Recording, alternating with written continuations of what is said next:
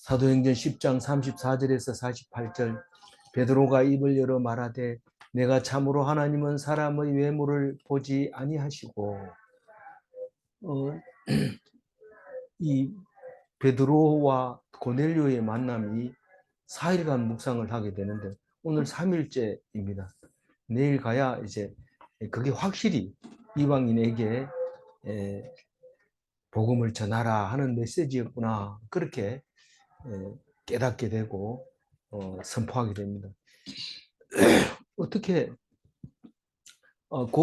고기가 부정한지 안 한지는 내가 알 수 없지만 양고기, 소고기만 먹다가 다른 고기를 먹을 수 없는 그런 환상을 보고 어떻게 이방인들에게 전도하라는 뜻이었구나 하는 것을 알게 된다는 것은 아무나 할 수 있는 게 아니고 하나님께서 성령을 부어주시면 그것을 깨닫게 되는 것을 알 수 있습니다.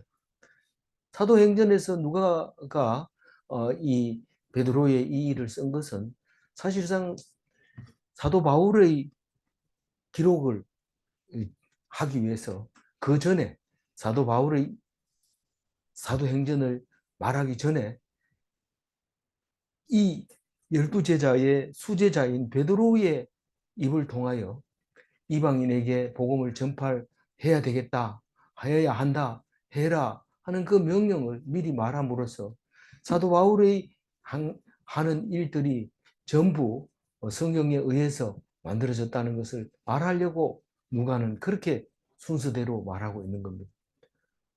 이 맨 처음에 누가복음 1장 1절, 사도행전 1장 1절처럼 내가 다 아는 것을 자세히 순서대로 기록해서 적었다. 그렇게 얘기를 함으로써 이 베드로 이야기를 함으로써 사울, 바울이 확실하게 하는 일에 밑받침이 되고 그 말씀이 응한 것이 되고 그 말씀이 순종한 것이 되게 된 것을 알 수 있습니다. 그러니까 오늘 하고 내일 하면 사실 베드로의 주인공은 이제 뒤로 밀려나게 되는 거죠. 사도 바울이 앞장서서 사도행전 끝에까지 이제 기록이 되게 됩니다. 어제는 베드로가 꿈을 꾸고 고넬료를 만나고 고넬료가 베드로가 오기를 기다리고 있는 게 나왔습니다. 비록 베드로는 어디 있었어요? 요바에 있었고 고넬료는 가이사랴에 있었어요. 거리는 한 75km 정도 돼요. 그런데 하룻밤, 하루 사이에 못 가요. 하룻밤 중간에 가다 자야 돼요. 그런 거리에 있는데 몇 사람을 보내서 세 사람을 보내서 근데 왜 두 사람이라고 중간에 했을까요? 한번 생각해 보면 알아요. 그냥 세 사람을 보낸 게 아니라 두 사람을 보내고 또 한 사람을 보내고 그 다른 사람 두 팀을 보낸 거나 마찬가지죠. 그래서 제일 앞에 두 사람이라 하는 말도 생각해 보라고 한 말이고 다른 성경은 세 사람이라고 한 것도 이해가 가고 아무 말도 안 한 것도 이해가 갑니다.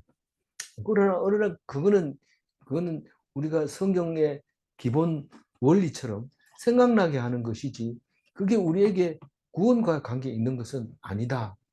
그러니까 우리는 하나님 말씀하시는 그 말씀을 귀 기울여야 된다.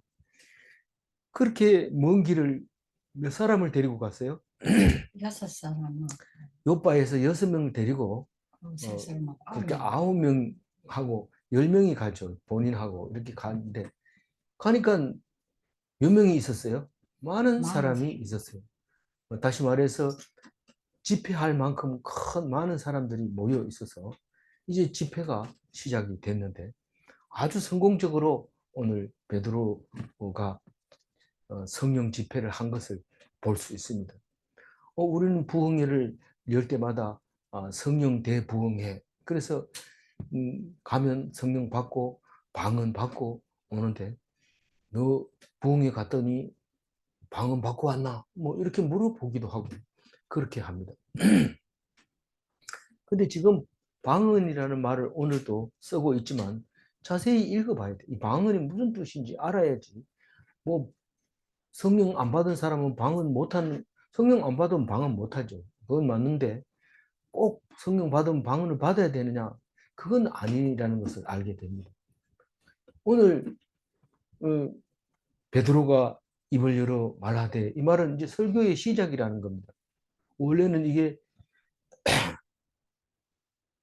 가지고 온 글자는 파란색으로 칠해줘야 되는데 이 전체가 베드로의 말이기 때문에 앞에다가 그냥 파란색으로 표현해놨습니다. 이제부터 하는 얘기는 베드로의 설교입니다. 베드로의 정언이고 베드로의 간증이고 베드로께서 하는 예언인 것이죠. 내가 참으로 하나님은 사람의 외모를 보지 아니하시고 하나님은 사람의 외모를 보지 않는다는 얘기를 예수님도 하고 그전에도 구약에서도 여러 번 했습니다. 그러나 우리는 그래도 하나님 앞에서 속입니다. 내가 하나님을 믿는 척 해야지. 내가 하나님께 드리는 척 해야지. 그러면서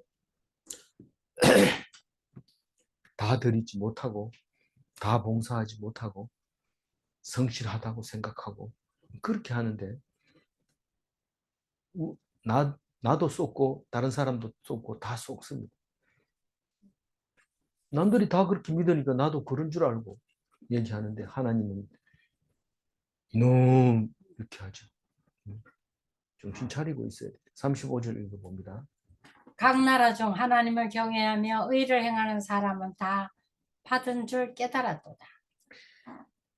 예, 이게 받으시는 줄 이 단어가 아주 중요한 단어인데 이거를 그냥 뭉개버리면 안 됩니다. 이 하나님이 외모를 보지 않고 받으시는데 나라하고 관계없어요. 나라가 아프리카든지 유럽이든지 아시아든지 상관없이 모든 나라에 하나님을 경외하며 의를 행하는 사람, 그 사람을 받아주시는 거예요. 이 하나님을 경외하는 사람이 누구냐? 하나님 말씀을 경청하고 순종하는 사람이 경외하는 사람이라는 것을 우리는 여태까지 묵상하면서 그렇게 알고 있어요. 의를 행하는 사람은 뭐냐? 누구냐? 그게 딴 게 아니고 하나님을 떠나지 않는 사람, 꼭 말씀을 붙잡는 사람. 어디요 가까운 시내에 가더라도 매일 성경을 꼭 가방에 넣어가지고 가는 사람. 뭐 꼭 가방에 넣는다고 해서 하나님 안 떠난다는 말은 아니지만 그 사람이 안 떠나니까 그걸 필요로 한 거예요. 그게 필요로 한 거예요. 그래서 모든 열방, 어느 민족, 누구에게나 하나님께서 받으신다는 사실을 깨달았도다. 누가? 예수님의 수제자 베드로가 깨달았다는 거예요. 누가 가르쳐 줬어요? 물론 구약 성경도 가르쳐 줬고 예수님도 가르쳐 줬지만 이제 이 말을 하는 것은 성령의 힘을 입어서 강하고 담대하게 이 얘기를 합니다. 전에는 왜 못했어요? 유대인들 눈치 보느라고. 유대인들 눈치 보느라고. 율법을 지키는 게 중요하지. 이 율법을 안 지키고 별의별 거 아무리 말해도 소용없다. 믿음이 있는지 없는지 어떻게 하냐. 율법 지키는 게 제일이다. 이렇게 가르쳤어요. 그때 하고 지금하고는 완전히 다른 목숨을 내놓고 메시지를 전하는 베드로의 이 강한 말이 깨달았도다. 이렇게 네 뭐 배 타는 고기잡이 어부가 깨달으면 얼마나 깨닫겠나 이렇게 얘기할 수도 있어요. 그러나 성령은 그렇지 않습니다. 성령은 세상 사람의 지식과 세상 사람의 상식과 세상 사람이 하는 판단하고는 다른 거죠. 36절 읽어봅니다. 만유의 주 되신 예수 그리스도로 말미암아 화평의 복음을 전하사 이스라엘 자손들에게 보내신 말씀. 이 깨달았다 이 말은 바로 말씀을 말하고 있는 건데 그게 말씀이 무슨 말씀이냐면 이스라엘 자손에게 보낸 말씀, 성경을 말하고 있는 거예요. 그러니까 오늘은 이스라엘 자손들에게 이렇게 멋있게 얘기하지만 원래 유대인들에게 하신 말씀 이겁니다. 왜 그러냐면 나머지 자손들은 지금 눈에 안 보여요. 유대인들만 남았어요. 다른 사람들은 다 이스라엘 땅에 없어요. 그런데 베드로는 지금 유대인을 이스라엘 자손이라고 표현을 한 겁니다. 표현에게 무슨 말씀을 했냐면 우리의 만유의 주가 되신 예수 그리스도를 믿는 사람에게는 이 말이 이상하게 들리지 않아요. 만유의 주 되신 예수 그리스도 이러면 예수 믿는 사람은 아멘 이런 거예요. 만유의 주 대신 예수 그리스도가 화평의 복음을 누구에게 전해 주셨다고요? 이스라엘 자손에게 보내주신 거예요. 그러니까 예수님이 날 때부터 유대 땅에 왕이 나셨다. 왕이 나셨다. 아무리 이 왕이 확실하다 하더라도 날 때부터 왕으로 난 사람은 없습니다. 물론 그 불교에서 왕으로 난 사람이 나자마자 세 발짝 건너가서 전상천하 유아 독존 이렇게 외쳤다고 하는 뭐 그런 얘기도 있지만 이 왕으로 나는 사람은 없습니다. 그런데 이스라엘의 예수 그리스도의 탄생 때는 동방에서 본 사람 학자들이 다 왕이 오셨다 그렇게 생각을 하고 예수 그리스도를 아기 예수를 찬양하는 모습을 볼 수 있게 되는데 그 왕이 평화의 왕이고 평화의 복음이고 그거를 유대 땅에서 유대인들을 위하여 오신 거다라고 생각을 하고 있었는데 그럼 왜 동방에서 유대인도 아닌 사람들이 왔느냐? 그것은 모든 인류를 구원하려고 했다는 사실을 그들 입으로 표현해 주려고 하신 거죠. 그런데 그 말씀이 뭐냐고 하면 37절 읽어봅니다. 곧 요한이 그 세례를 반포한 후에 갈릴리에서 시작하여 온 유대에 두루 전파된 그것을 너희도 알거니와. 그러니까 이스라엘 자손에게 보내신 말씀 이러면 구약 성경도 되고 신약 성경도 된다 이렇게 말할 수 있지만 사실은 베드로는 그 얘기 안 합니다. 율법 얘기 안 합니다. 왜냐하면 지금 예수님이 율법을 어떻게 얘기했는지 알고 있기 때문에 만약 율법 얘기하면 다들 돌 던질 수 있습니다. 베드로는. 그럼 뭔 얘기를 해야 되냐면 예수님이 하신 말씀이다라고 얘기합니다. 다시 말해서 예수님이 이 땅에 오셔가지고 유대인들에게 하고 싶은 말씀 그게 바로 구약 성경이고 구약이 나를 말한 것이고 내가 곧 성경이다라고 얘기를 한 거죠. 그래서 곧 이 말은 그 말씀에 대한 이야기를 말하고 있는 겁니다. 곧 세례 요한이 그 세례를 반포한 후에 예수님이 오시기 전에 세례 요한이 이 독사의 자식들아 회개하고 제사함을 받으라 주의 길을 곱게 해라 그렇게 할 때 예수님이 오셔서 요한의 세례를 받게 되는 것을 볼 수 있습니다. 안 받아도 되는데 우리 인성으로 왔다는 것을 보여주시고 표현하시기 위해서 그래 받습니다. 그러면 이제 순서가 있기 때문에 그렇다는 거죠. 세례가 그만큼 중요하다는 거죠. 그래서 그 많은 여러 가지 그 성례 중에서 세례와 성찬만큼 우린 하자. 그래서 개신교가 그걸 하지. 나머지는 다 종교 의식입니다. 아무 내용도 없는, 뭐 내용이 없는 건 아니지만 그게 오해할 수 있는 그런 예식들만 남아 있는 거죠. 그래서 세례를 반포한 후에 갈릴리에서 시작하여 가버나움이죠. 가버나움, 갈릴리 가버나움. 지금도 가버나움에서는 큰 도시로 되어 있는데, 그래서 거기서 시작하여 온 유대와 사마리아에도 갔잖아요. 사마리아 여인인데 가가지고 예수님이 이 말씀을 선포하게 되는데 그 갈릴리, 유대, 사마리아 두루 다니면서 전파된 그것이 말씀이죠. 그 말씀을 너희도 알거니와 들어서 알지만은 너희가 누군데요? 그 지금 부흥회 하려고 모였던 누구요? 고넬료, 고넬료의 집에 온 권속들이 모여가지고 이제 베드로의 말씀을 듣기 위해서 이렇게 쳐다보고 다 보고 있는 거죠. 너희도 알거니와 들어서 알죠. 예수님이 돌아가신 거에 대해서 모를 리가 없죠. 모르는 사람이 없죠. 지금 30년이 지났습니다. 66년도입니다. 60년도입니다. 지금. 예수님은 30년도에 돌아가시고 38절 읽어봅니다.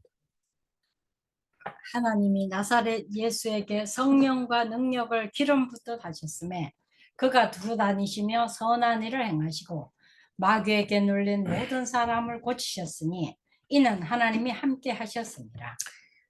하나님이 나사렛 예수에게 성령과 능력을 기름 붓듯 하셨으며 그 복음을 전파한 그 나사렛 예수에 대한 설명이죠. 38절이.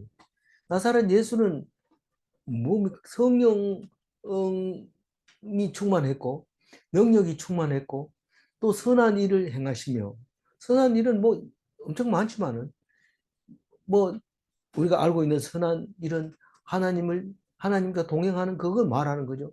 그런 거지만 귀신을 쫓아내 마귀에게 눌린 사람을 고치셨으니 이 말은 귀신 쫓아내. 저는 성경 읽으면서 가장 기뻤던 것이 귀신 쫓아내니 너무 속이 시원하고 늘 귀신이 뭔지 생각하면서 걱정하고 고민했는데 예수 믿으면서 그 귀신의 문제가 해결되면서 너무 감사하고 기뻤던 것을 알 수 있습니다. 기억이 납니다.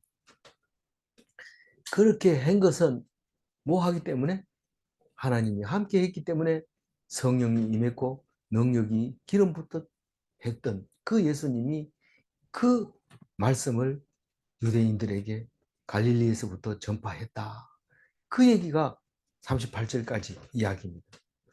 설교 멋지죠? 근데 그런 얘기 말고 재밌는 얘기 하면 사람들이 깔깔 웃고 넘어지고 그럼 막 은혜 받았다 이러면서 와, 속이 시원하다 하면서 설교 듣고 나오는데 베드로 설교 닮아야 합니다.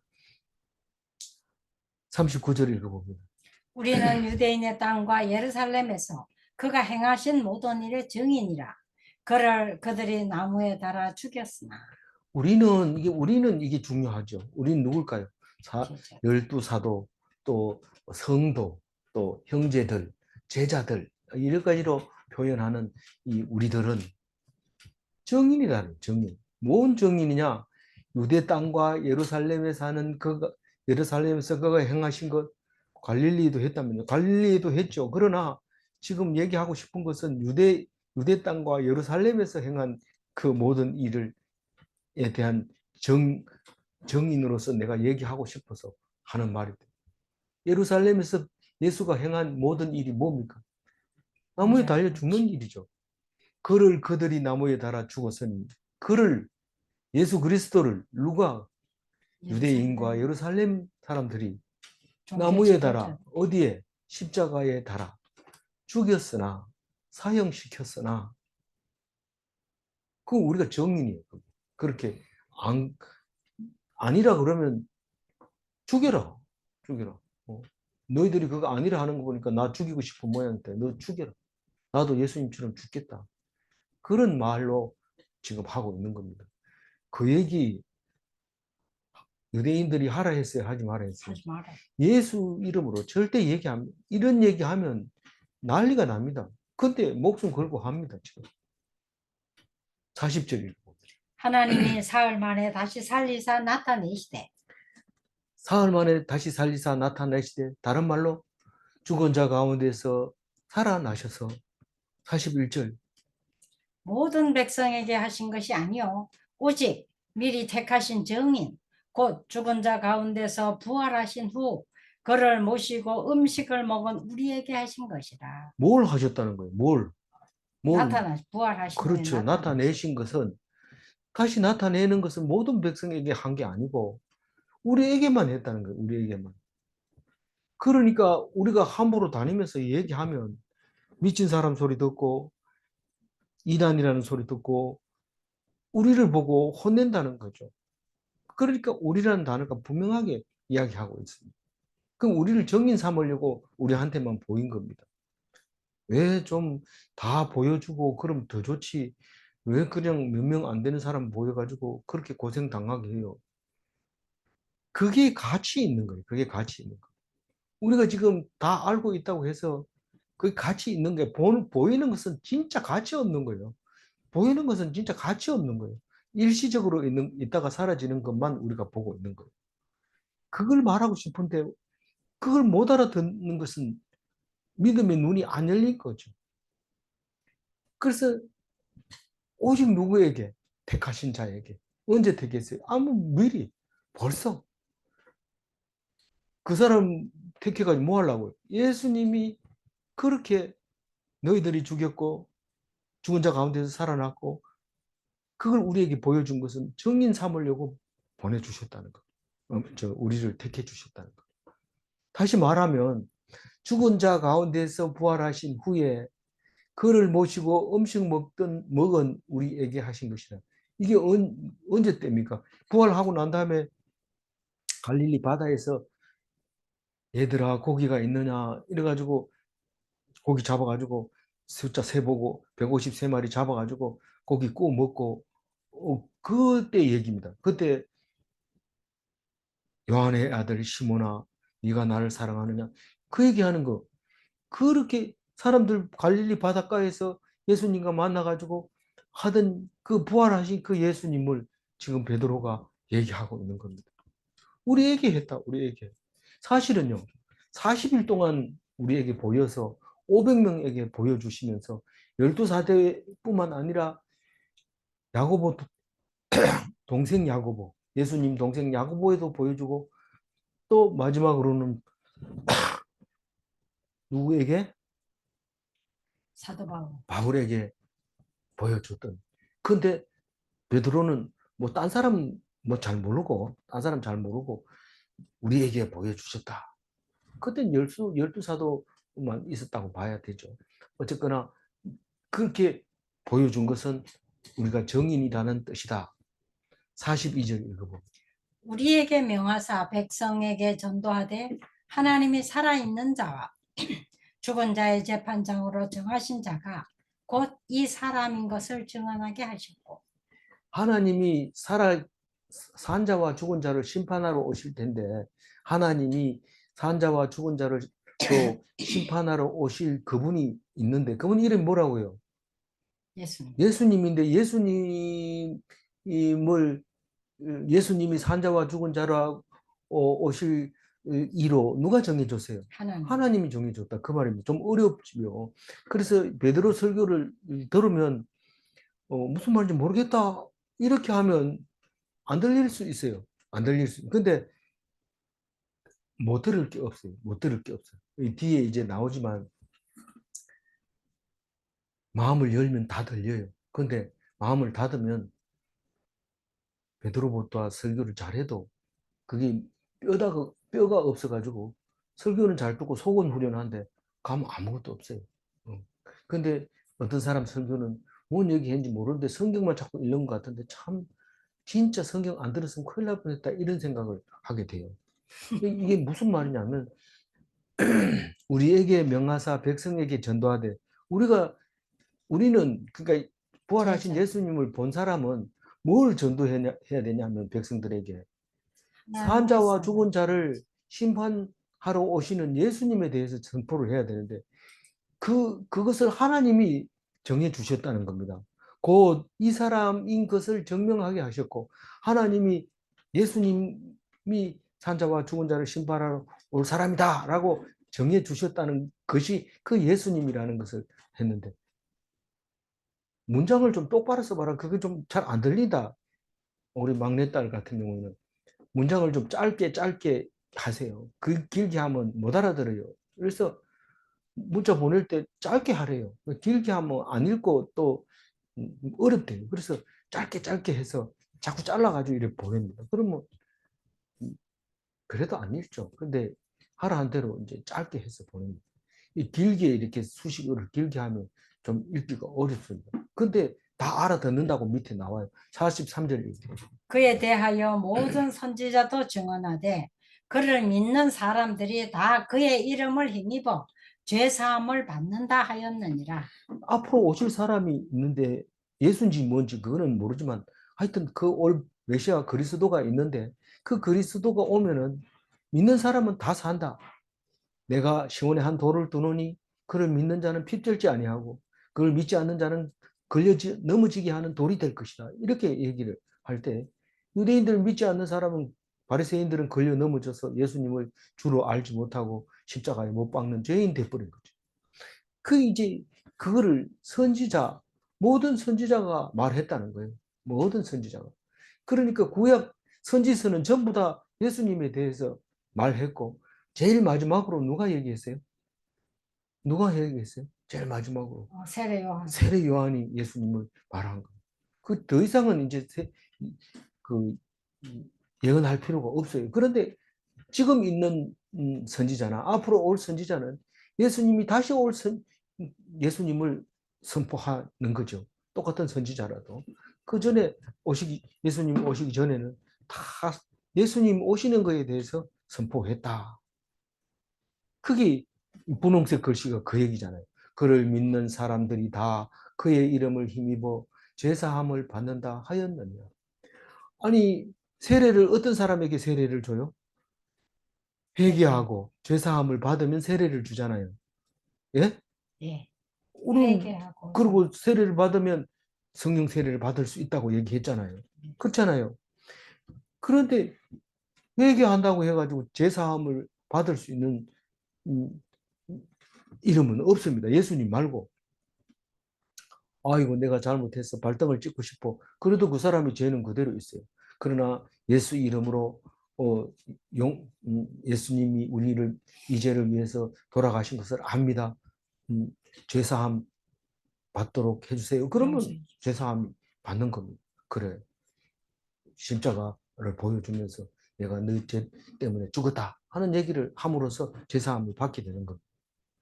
이 얘기가 이 설교의 마지막 마무리 말입니다. 설교 길지 않아요. 근데 좀 어려워 보이지만 어떤 현상이 일어납니까? 44절 읽어보세요. 베드로가 이 말을 할 때에 성령이 말씀 듣는 모든 사람에게 내려오시니. 성령이 말씀 듣는 모든 사람에게 내려온다. 이 말은 말씀이 다 들렸다는 거예요? 안 들렸다는 거예요? 들렸다. 성령이 내려왔다는 얘기는 말씀이 다 들렸다는 거예요. 이 설교 말씀이 다 들렸다는 말이에요. 하나님은 사람을 외모로 취하지 않고 예수와 하나님은 하나이고 함께 계셨고 하나님의 능력이었고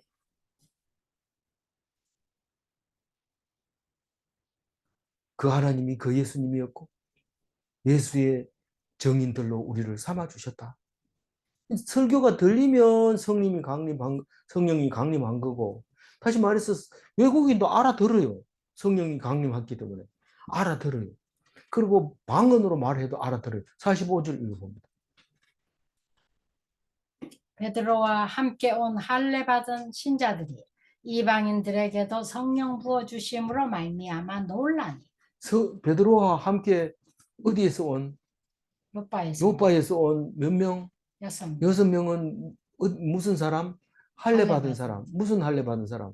육신의 할례 받은 사람. 육신의 할례. 정통 유대인. 그 말이에요. 정통 유대인 6사람이 깜짝 놀랍니다. 이게 뭐야? 선민 사상에 젖어 있는 할례 받은 사람들이 기가 팍 죽어. 기가 죽어도 완전히 바닥으로 가지 않고 동급이 돼서 기쁘죠. 우리 동료들이 많이 생겼다. 그런 기쁨을 누리게 되는데 이방인들에게 성령이 부어진다. 이게 이해되지나 너들? 이게 무슨 말인지 아냐? 너희 율법도 모르잖아. 압니다. 내가 율법이 구약 성경이 어떻게 된지는 모르지만 확실한 것은 내가 믿는데 딴 게 아니라 나를 위해서 십자가에 돌아가신 예수님을 믿는다. 더 이상 얘기할 거 없습니다. 구약 다 아는 거나 알고 안 믿는 것보다도 모르고 예수 믿는 게 훨씬 더 성령 부어주심으로 말미암아 놀라운 일이 일어나게 되는 것이죠. 구약 성경 많이 알면 뭐합니까? 오히려 예수님을 잡아 죽이는데 몰라도 믿음으로 말미암아 구원받는 사렙다 여인처럼. 사렙다 여인 맞습니까? 예, 옳습니다. 계획이. 네, 사렙다지 그 수로보니게인가요? 예, 그런데 그 여인처럼 깜짝 구약 성경 몰라도 그 하나님이 놀랍게 인정해주는 그 사람이 되는 것이죠. 그래서 46절이거든요. 이는 방언을 말하며 하나님 높임을 들음 이러라. 들음 이러라 이 말은 들렸더라 이 말입니다. 들렸더라. 방언을 말하면 원래 안 들립니다. 이 서울에서 온 사람이 열차를 타고 대구로 오는데 막 떠들고 이래가지고 좀 그 조용하면 안 되겠습니까? 이러니까 옆에 사람이 야, 그 사람들이 그 일본 사람이라고 말하지 마라 이러니까 사람들이 경상도 얘기를 사람. 떠들지 마라 하니까 마카 니키가 이러니까 못 알아듣고 봐라 일본 사람이라 하니까 이랬는데 그게 못 알아들어요. 마음이 안 열리면 그 말을 못 알아듣습니다. 그런데 마음이 열리고 성령이 임하면 동영상만 틀어놔도 그 목사 표정만 봐도 할렐루야 아멘 이렇게 하는 거예요. 일하다 보면 크게 틀면 안 되니까 동영상만 보고도 무슨 말을 하는지 아는 거예요. 그게 하나님을 높이고 있구나. 그것을 들은 거예요. 하나님의 높임을 들을 수 있고 방언 말하는데도 들리는 거예요. 그게 성령 부어주면 그런 일이 생기는 거예요.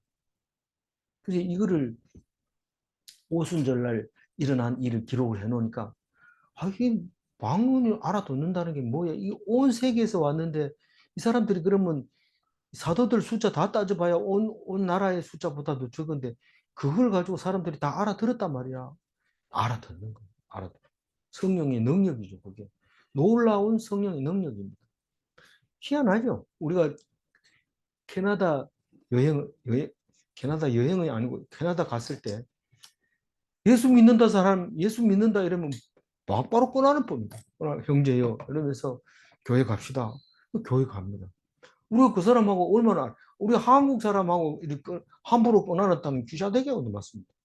근데 그 사람들은 그렇게 하는 거예요. 그 예수 믿는다고 하는 게 놀라운 거죠. 그만큼 마음이 열리고 우리에게 예수 믿는 믿음이 능력이라고 하는 것은 큰 거죠. 47절. 이에 베드로가 이르되 이 사람들이 우리와 같이 성령을 받았으니 누가 능히 물로 세례 베품을 금하리요 하고. 예, 뭐 유창한 히브리어로 말해야 되고 헬라어로 말해야 되고 그전에는 헬라어로 해야 돼요. 하다가 또 자기 마음에 안 들으면 또 무조건 헬라어로 하고 막 이렇게 그런 그 과거가 있었던 거죠.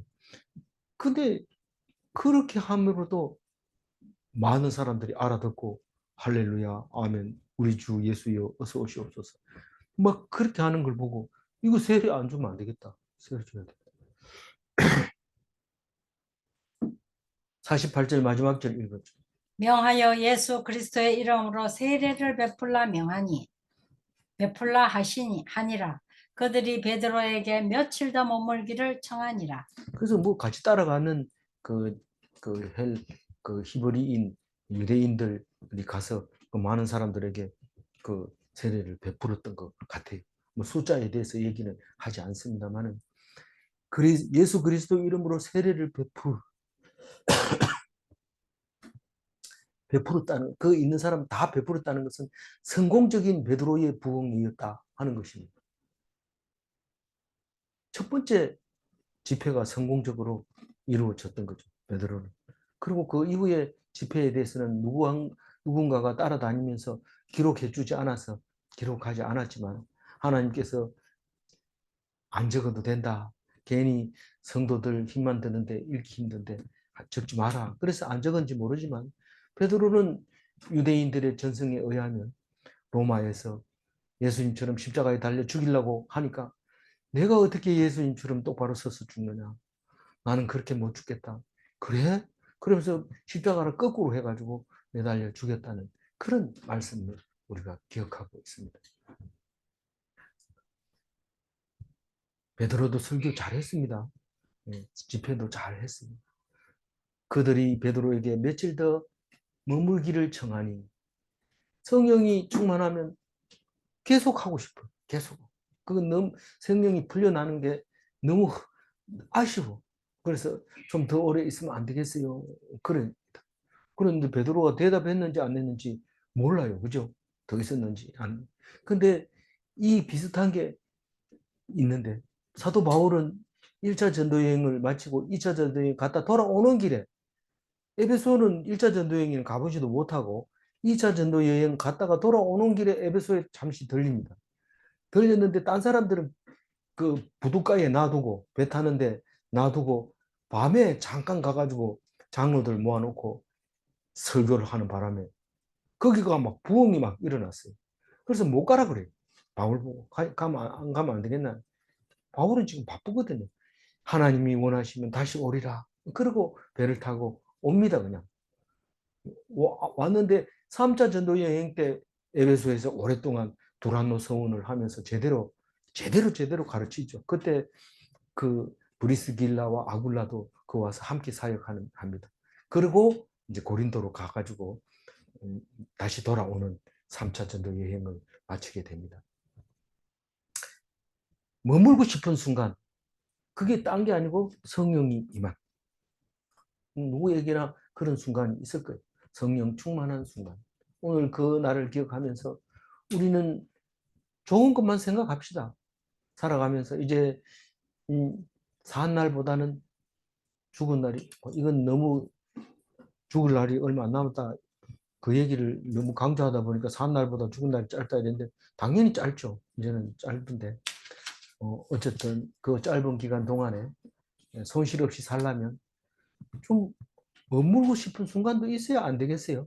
그 순간을 기억하면서 좋은 남은 여생을 살아갔으면 좋겠습니다. 41절 읽고 앞에 것만 짧게 읽겠습니다. 모든 모든 백성에게 백성에게 하신 하신 것이 것이 아니요. 아니요. 모든 사람이 볼 수 있는 것은 가치 없는 겁니다. 왜 단 사람한테는 얘기 안 하고 이렇게 힘들게 자꾸 사람들에게 얘기하게 해요? 그냥 놔도 좋지 않아요? 아니, 얘기해도 안 듣는데 그거 보여준다고 되나? 보는 것은 모두가 잠시 있다가 사라질 것들입니다. 보는 것은 전부 사라집니다. 이 책상도 시간 되면 없어집니다. 보는 것은 전부 사라집니다. 질문합니다. 예수님은 오직 믿음으로만 볼 수 있는가? 그렇습니다. 질문 2. 믿음이 없이는 하나님을 기쁘시게 할 수 없는가? 안 됩니다. 없습니다. 기도하겠습니다. 하나님 감사합니다. 믿음으로 말미암아 상대방이 무슨 말을 해도 다 알아듣게 해주신 것 감사합니다. 그게 성령 충만한 것을 압니다. 바로 얘기해도 문장을 똑바로 얘기해도 알아듣지 못하는 어리석은 자가 아니라 아무렇게 얘기해도 알아듣는 성령 충만한 사람으로 살기를 원하오니 주님이여 도와주시옵시고 말씀 떠나지 않고 항상 충만하게 하여 주옵소서. 감사하고 우리 주 예수 그리스도 이름으로 기도 올리옵나이다. 아멘.